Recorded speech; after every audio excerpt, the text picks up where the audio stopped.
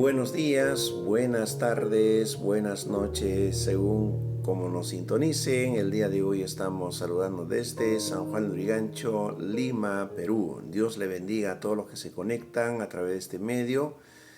El día de hoy estamos en esta transmisión con la finalidad de compartir la palabra del Señor. Estamos dando unos cursos de enseñanza de verdades básicas de la Biblia. En el módulo número 1, Mi nueva vida en Cristo, en la lección número 6, el tema de hoy es en el segundo hombre, Cristo. En esta secuencia de enseñanzas de la palabra, estamos tratando de establecer fundamentos básicos para que el nuevo creyente pueda crecer de una manera firme, con sana enseñanza de la Biblia y sobre todo que la palabra de Dios reine en su corazón para que todas las cosas que ellos emprendan, pues cada uno lo hagan en el conocimiento de la voluntad de Dios.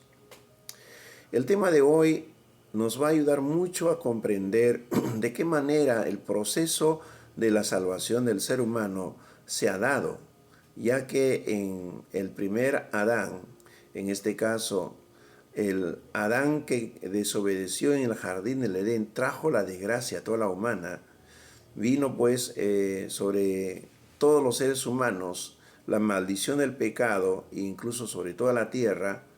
Jesús, como segundo Adán, él tenía que pagar un precio muy alto para poder de esta manera recuperar lo que Adán lo había perdido. En la anterior lección hemos tratado cómo es que la desgracia humana se desata por la desobediencia de un hombre. En esta lección del día de hoy vamos a ver el lado opuesto, cómo es que por la obediencia de uno trajo la bendición a toda la raza humana. Entonces, Dios desde un principio buscó siempre tener un pueblo quien le adore, una nación en la cual él pueda tener comunión con él. Él siempre deseó que el ser humano sea pues creado para su gloria y que vivan para su gloria. Pero por la presencia del pecado, a través de Adán, lamentablemente este propósito divino se interrumpe. Entonces, el segundo Adán, que es Jesús, sin contaminación del pecado, Dios busca ¿qué? Remediar esta situación. Porque este segundo Adán, que es Jesucristo, nacido de mujer conforme la promesa de Génesis 3:15, cuando el Señor le trae el juicio sobre la serpiente y también sobre Satanás, y le dice, la simiente de la mujer te pisará la cabeza, ahora en Jesucristo se cumple, ¿no?, esa promesa dada a la humanidad de que la simiente de la mujer al venir terminaría de vencer a la simiente de la serpiente, en este caso a la descendencia maldita, a la descendencia de pecado en la persona del diablo que pues desata en la humanidad esa maldición, ¿no?, del pecado que produjo pues la separación del ser humano con su Dios. Entonces era necesario que surja un nuevo hombre, pero sin contaminación del pecado. ¿Para qué? Para que de esta manera pudiera pagar el precio del pecado. Este segundo Adán debía ser venida de la línea genealógica de David. Y José y María cumplían este requisito, porque ambos venían de una genealogía que estaba vinculado con el rey David.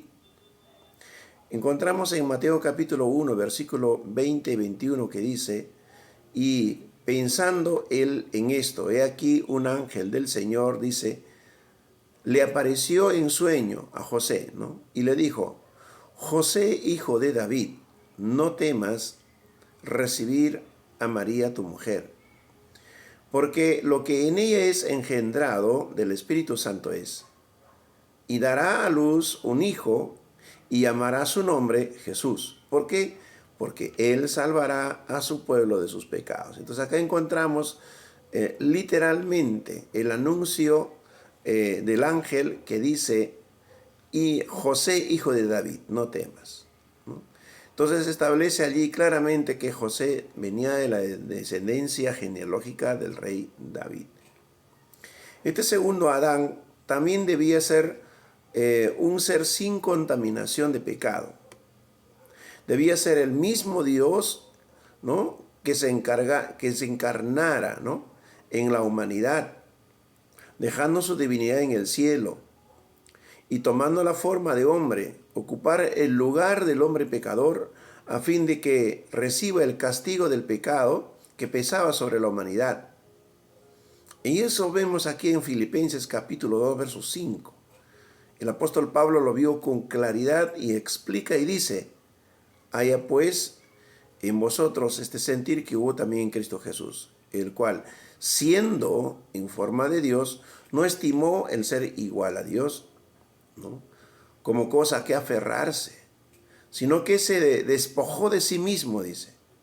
Se despojó de sí mismo tomando forma de siervo o esclavo, hecho semejante a los hombres, y estando a la condición de hombre, se humilló a sí mismo.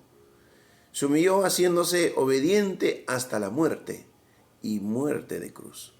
Por lo cual Dios también le exaltó, no hasta lo sumo, y le dio un nombre que es sobre todo nombre, para que el nombre de Jesús se doble toda rodilla de los que están en los cielos, en la tierra y debajo de la tierra, y toda lengua confiese que Jesucristo es el Señor, para la gloria de Dios Padre.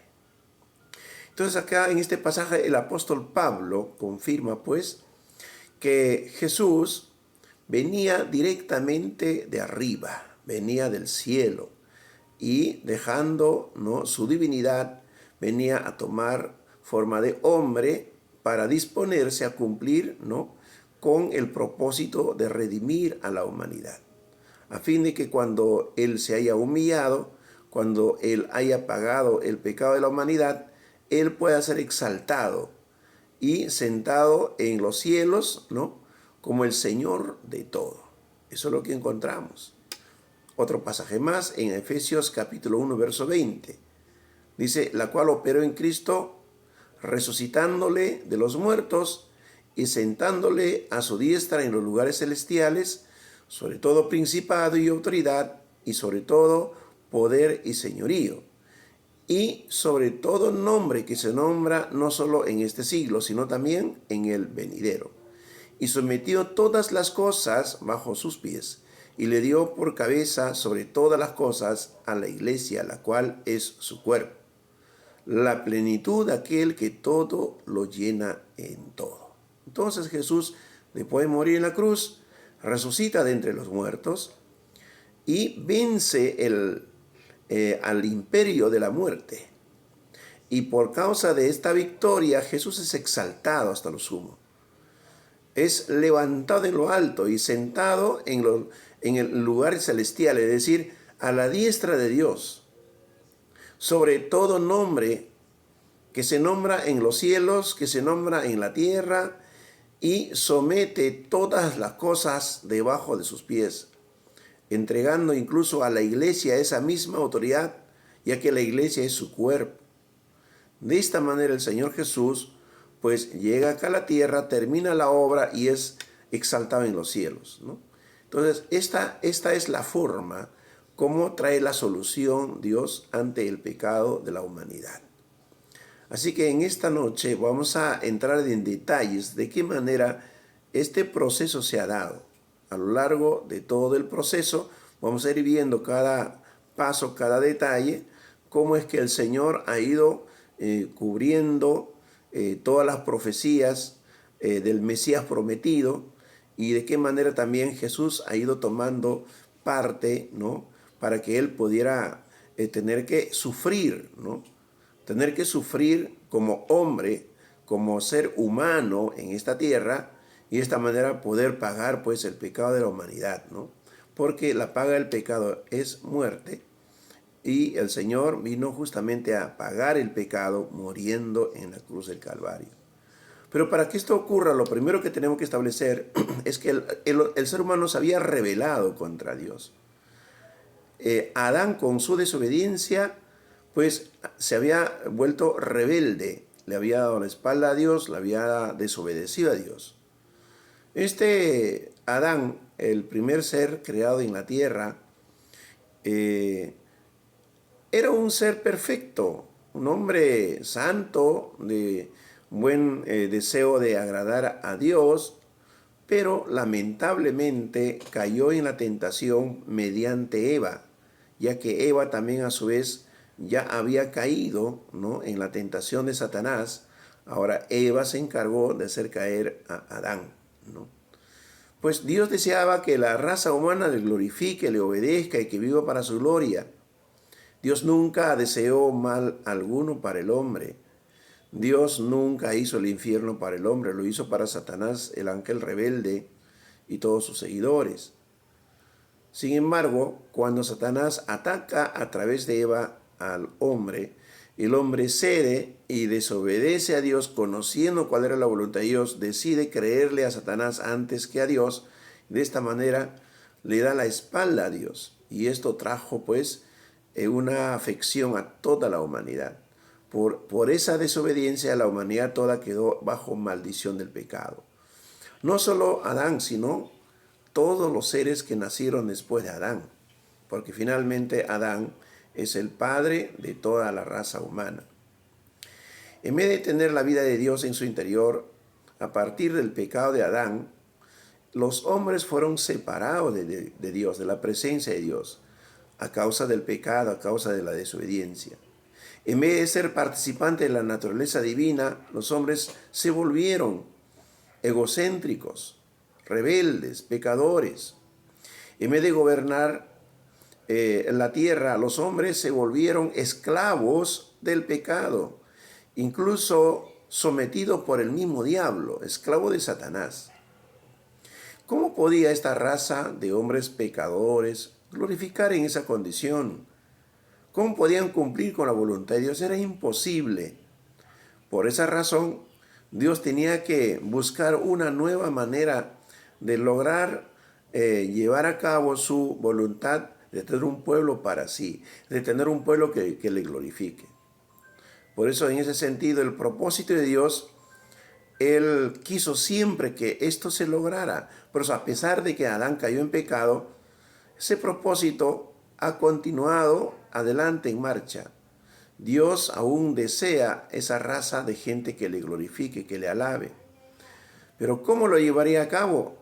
Lo haría por medio de otro hombre, en este caso por medio del segundo Adán, que es Jesucristo. Ya que la raza humana vino por mediante Adán y que Adán lo llevó a la maldición del pecado, ahora Dios tenía que proveer de un nuevo hombre para que pudiera también de esta manera traer la salvación para la raza humana por mediante Jesucristo. Por esa razón que nosotros tenemos que ahora alabarle y adorarle, porque Dios el Padre tanto amó al mundo a pesar de su condición pecaminosa, que ha provisto de una salida, de una salvación por mediante su propio Hijo Jesucristo. Si el primer Adán desobedeció, este Hijo de Dios, el segundo Adán, Jesucristo, pues esta vez ya no sería un desobediente, sino que uno que haría la voluntad del Padre. El apóstol Pablo eso es lo que describe en Romanos 5:19, porque dice, porque así como por la desobediencia de uno los muchos fueron constituidos pecadores, así también por la obediencia de uno los muchos serán constituidos justos. Entonces, de esta manera podemos encontrar que el plan de Dios continúa adelante para poder tener un pueblo para sí, un pueblo que le alabe, que le adore, un pueblo que haga su voluntad. En tercer lugar, este segundo hombre tenía que ser un hombre de Dios. El primer hombre que Dios había creado para que le glorificara, lamentablemente cede a la tentación, ¿no?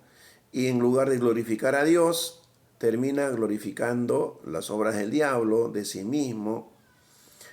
Entonces, lamentablemente, pierde su oportunidad. Por esa causa es que ahora Dios escoge a su propio Hijo.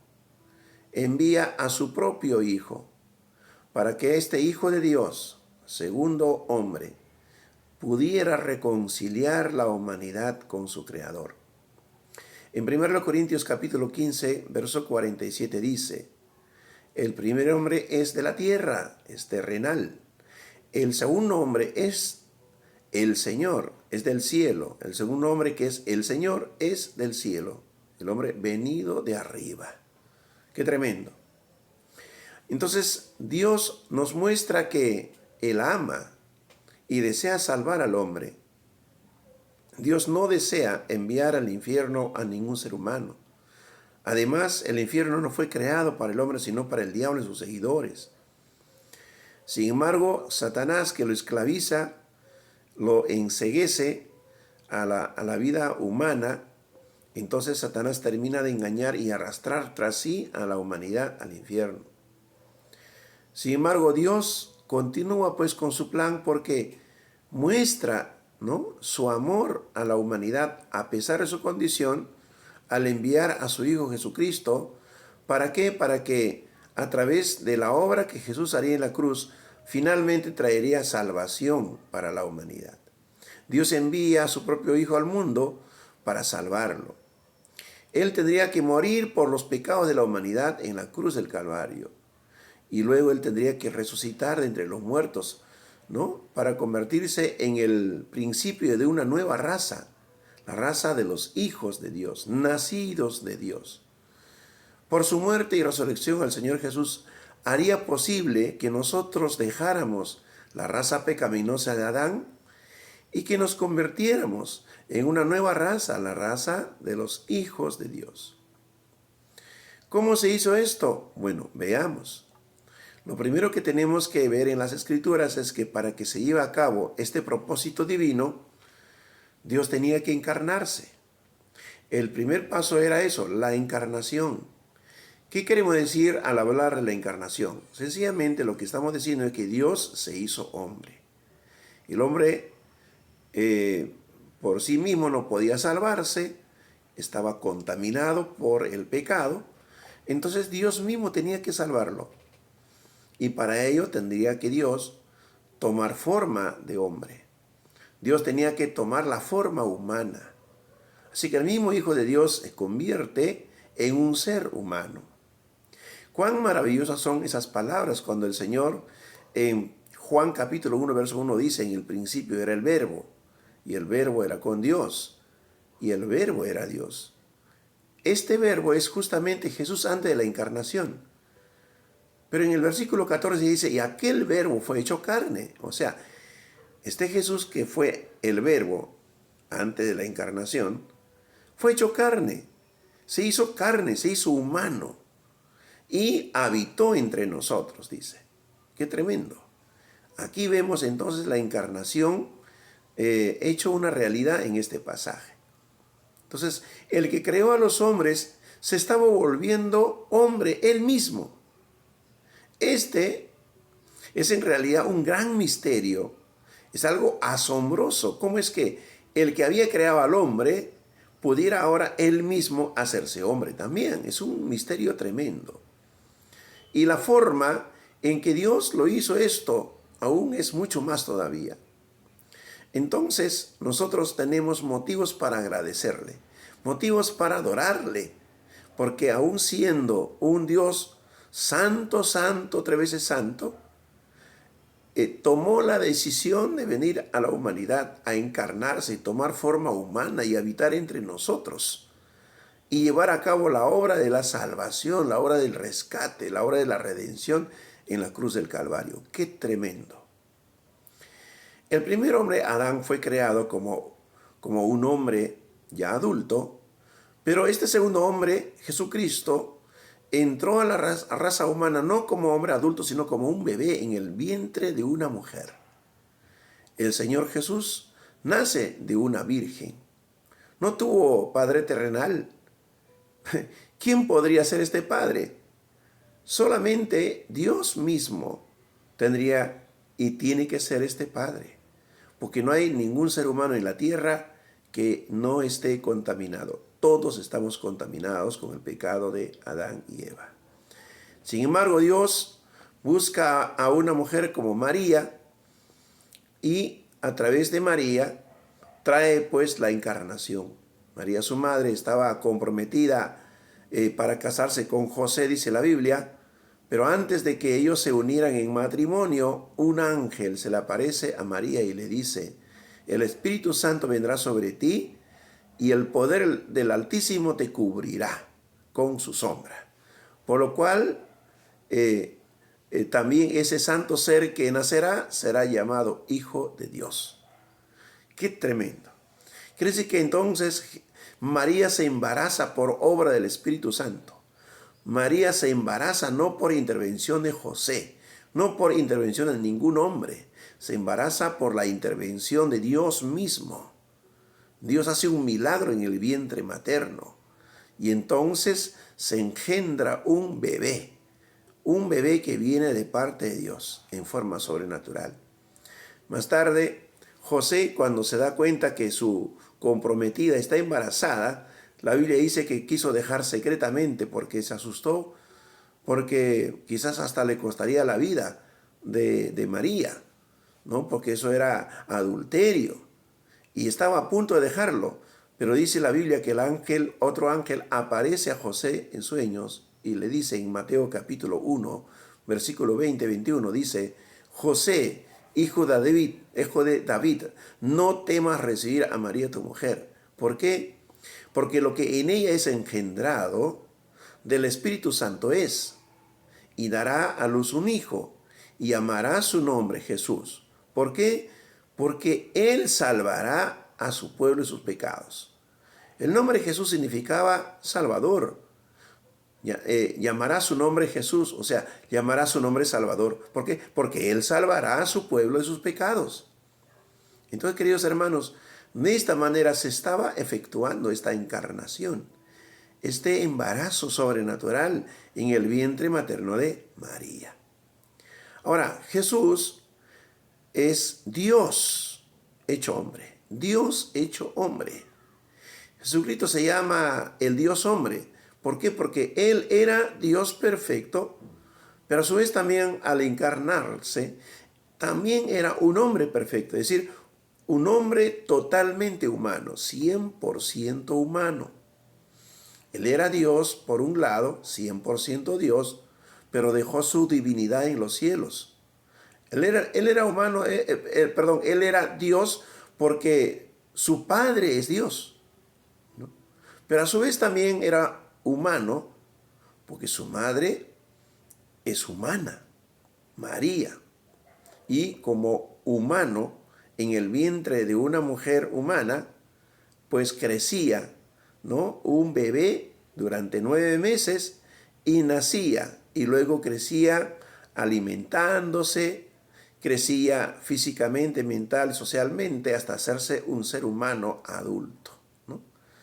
Entonces, esto es una cosa extraordinaria que nos deja perplejo de qué manera Dios tuvo que tomar la decisión de salvar a la humanidad, ¿no? Salvar a la humanidad. Entonces, de esta manera, Dios se estaba haciéndose uno con la raza humana. Este ser que nacería sería llamado el Hijo de Dios, ¿no? Como el unigénito Hijo de Dios. Eso es lo que dice en la Biblia. De tal manera amó Dios al mundo que ha dado a su único Hijo, a su unigénito, ¿no? Para que todo aquel que en él crea no se pierda, mas tenga vida eterna. Se le llama el Hijo de Hombre porque representa a todos los hombres, ¿no? Ante la justicia divina representaba ante todos los hombres.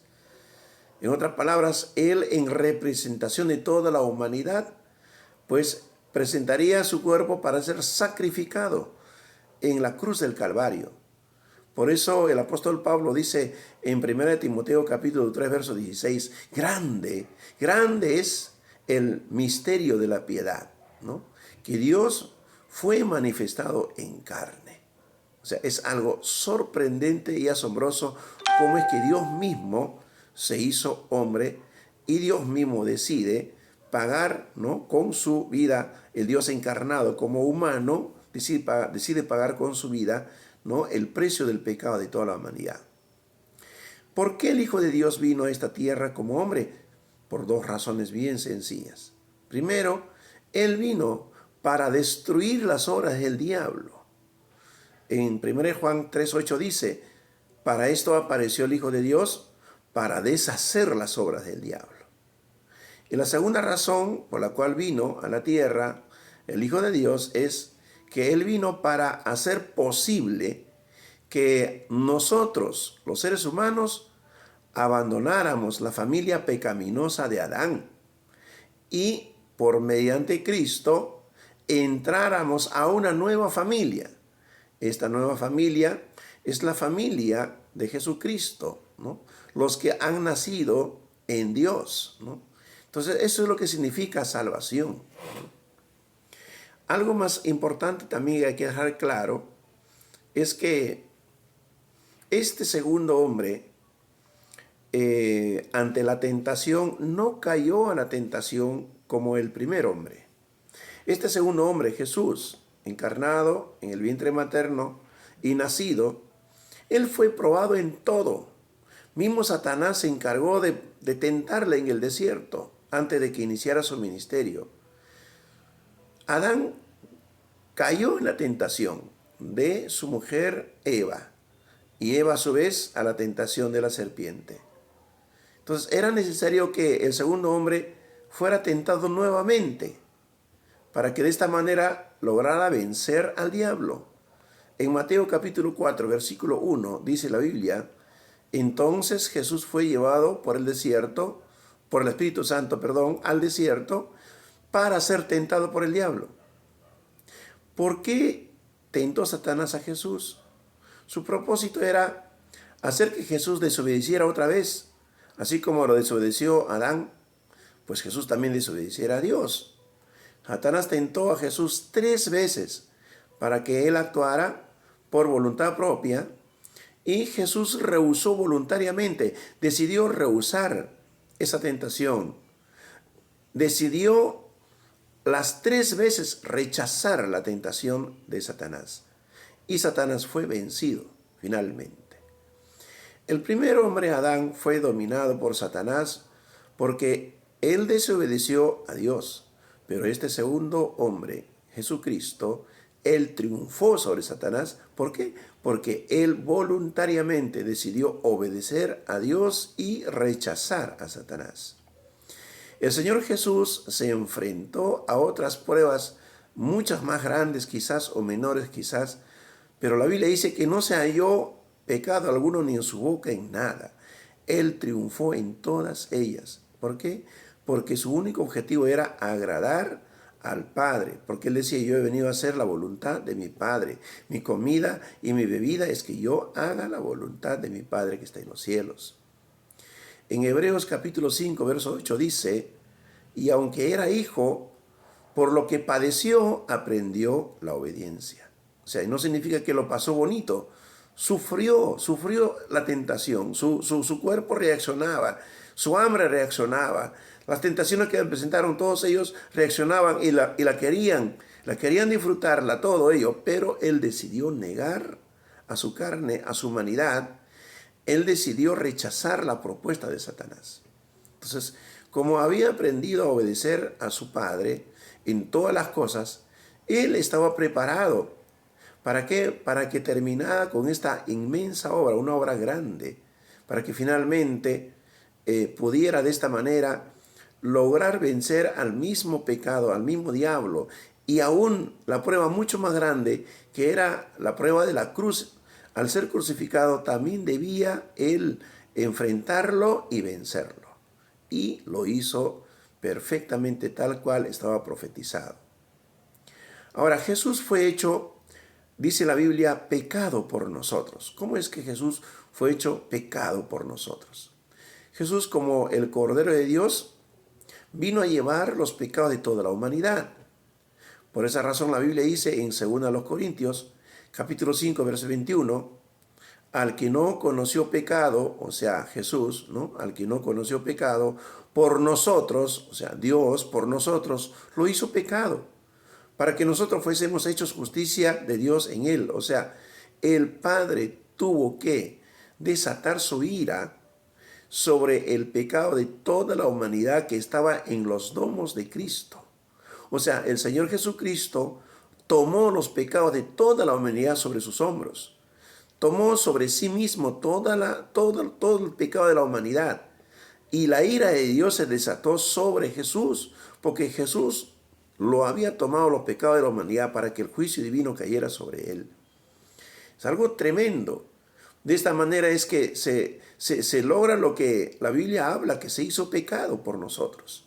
O sea, Él tomó el lugar tuyo, mi lugar, el lugar de los pecadores más terribles, y recibió el castigo de ese pecado.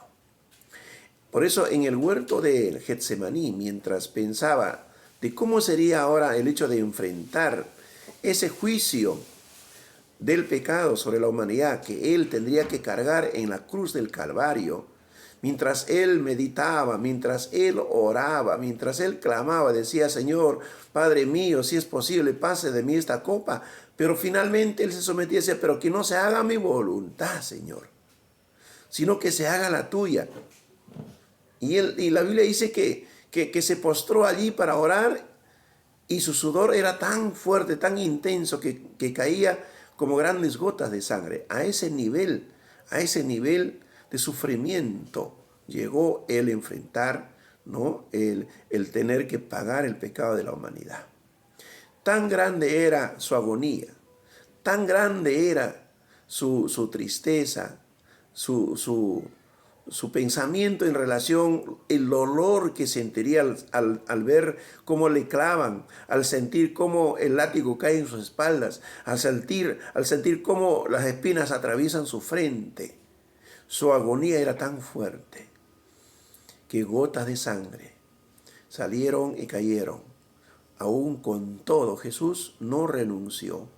Decidió persistir hasta el final y obedecer hasta el final, por más doloroso que ha sido su sacrificio en la cruz del Calvario. Por eso dice en Mateo 26:39, pero no sea como yo quiero, sino como tú. Y el Señor le ayudó. Dice la Biblia que le envió el Señor ángeles para que le fortaleciera, para que de esta manera terminara la obra para lo cual Él había venido.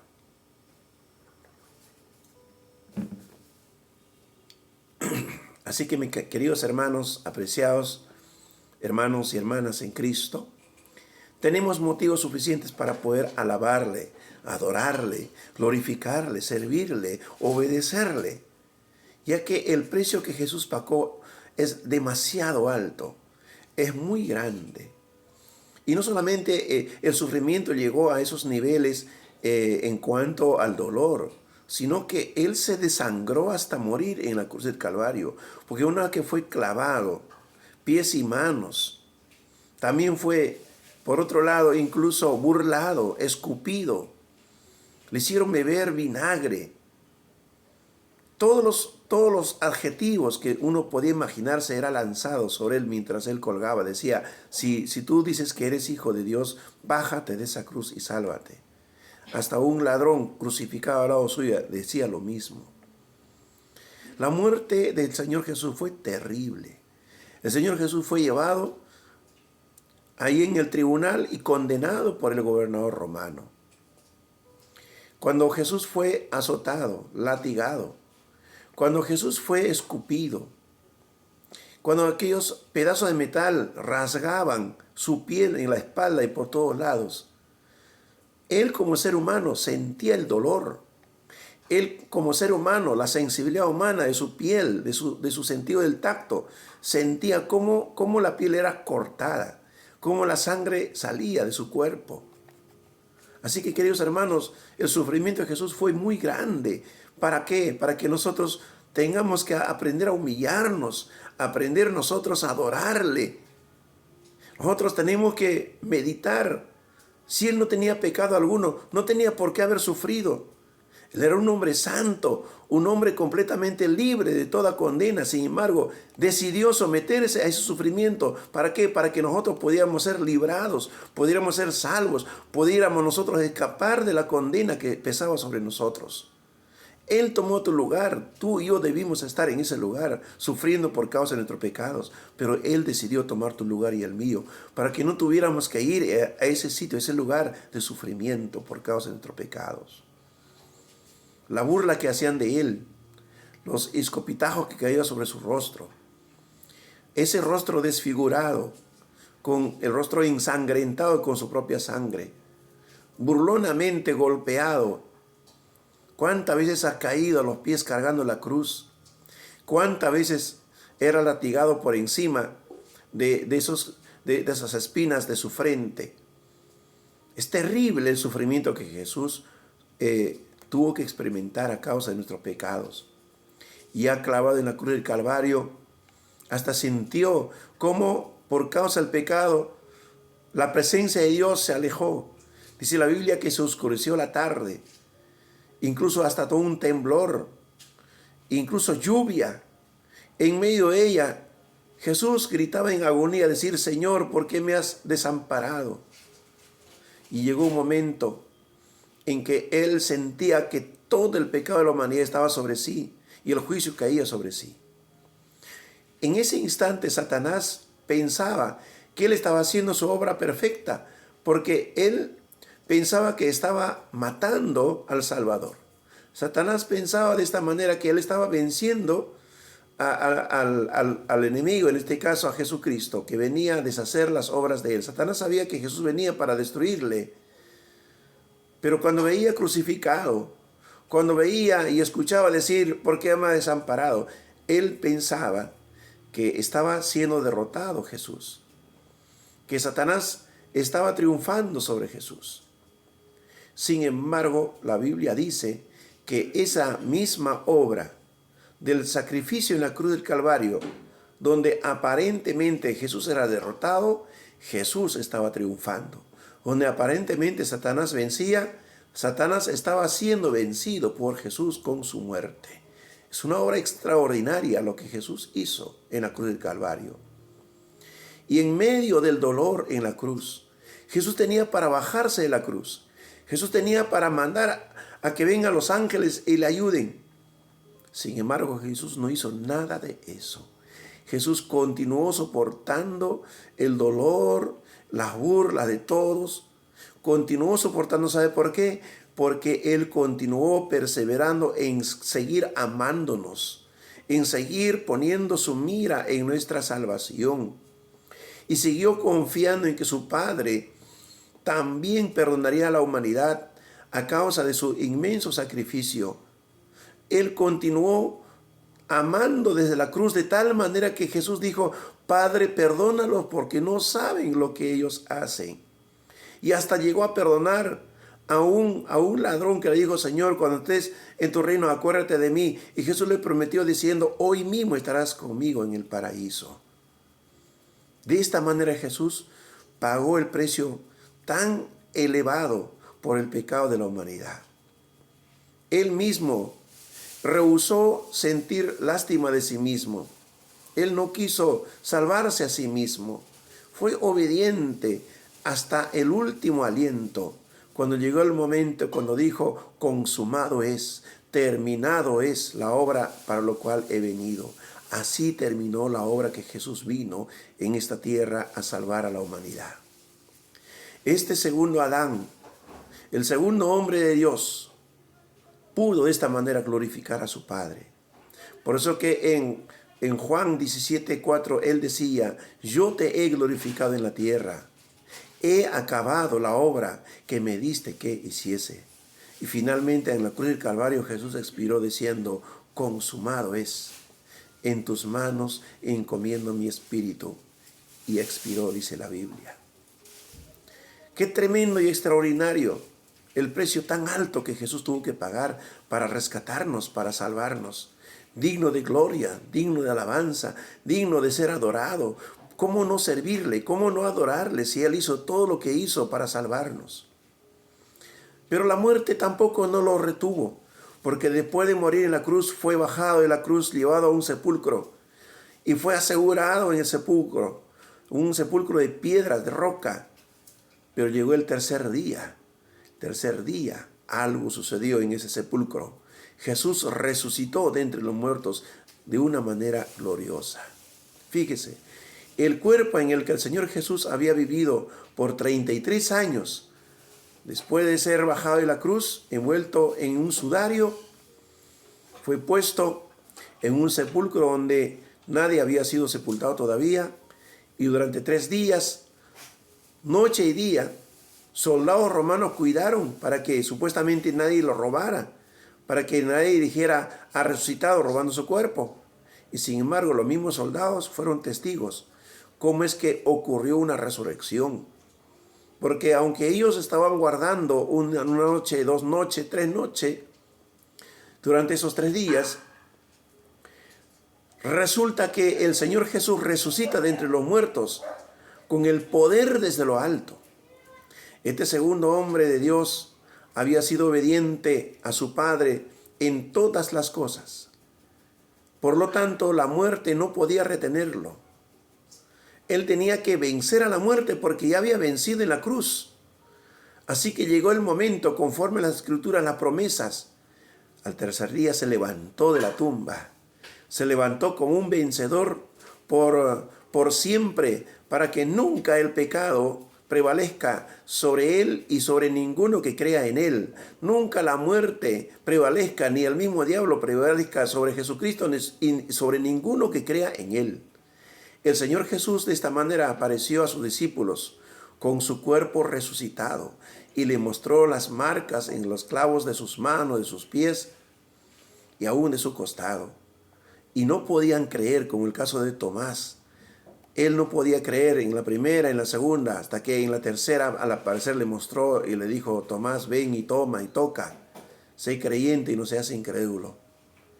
La muerte y la resurrección de Jesucristo son los acontecimientos más importantes en la historia del universo para toda la humanidad. ¿Sabe por qué? Porque la cruz de Jesucristo es la respuesta de Dios para la humanidad que ha caído en pecado por causa del pecado de Adán y Eva. Y Satanás y sus huestes rebeldes, ellos han sido vencidos en esa cruz del Calvario. Por eso que el mismo diablo sabe que si nosotros le reprendemos en el nombre de Jesús, ellos tienen que salir, tienen que huir, tienen que obedecerse, tienen que someterse. ¿Por qué? Porque Jesús le venció en la cruz y venció a la muerte, venció al pecado, y nada ni nadie puede contra el nombre de Jesús. Cuando el Señor Jesús murió en la cruz, parecería entonces que Satanás había vencido, sin embargo resultó siendo la victoria de Cristo y fue la rotunda derrota de Satanás. La cruz con la cual el Satanás quiso matar, finalmente esa cruz le destruyó a Satanás. Con esa cruz Jesús no podía ser destruido. Más bien Jesús lo convirtió la cruz en un símbolo de victoria. Porque en esa cruz fue derrotado Satanás. Se convirtió como un instrumento de derrota para Satanás. Por la muerte y la resurrección de Jesucristo, Dios le destruye todas las obras del diablo y liberta a todos los seres humanos esclavizados por Satanás. Por eso la Biblia dice en Hebreos capítulo 2, versículo 14. Así que, por cuanto los hijos participaron de carne y sangre, Él también participó de lo mismo, para destruir por medio de la muerte al que tenía el imperio de la muerte, esto es, al diablo, y librar a todos los que por el temor de la muerte estaban durante toda la vida sujetos a servidumbre. Gloria sea el nombre de Jesús. Pues cada vez que leamos estos pasajes recordemos, Jesús destruyó las obras del diablo. Jesús rescató nuestra salvación y nos ha entregado a nosotros. La salvación ahora es por gracia y por fe en Jesús, el único que pudo salvarnos del pecado y de la condenación. Así que de esta manera podemos decir que Jesús es nuestro Salvador. Finalmente, Él logró la salvación para la humanidad. Ahora, Jesús, una vez resucitado, Él regresó al cielo. El Señor Jesucristo apareció en la tierra durante 40 días después de su resurrección, pero luego también fue visto por muchos. Una ocasión aparecieron, dicen, a más de 500 personas o 500 discípulos. Jesús apareció ante ellos. Antes de subir al cielo, el Señor Jesús ordenó a sus discípulos que fueran por todo el mundo para predicar el Evangelio a toda criatura y que todos ellos le hicieran discípulos suyos, bautizándonos en nombre del Padre y del Espíritu Santo. Y además de ello también dijo que Él estaría con toda su iglesia, sus discípulos, y que nunca les abandonaría, nunca les dejaría solo. Y además de ello se comprometió y prometió enviar al Consolador, lo cual también se efectuó. Vino el Consolador y hasta ahora Él está con nosotros.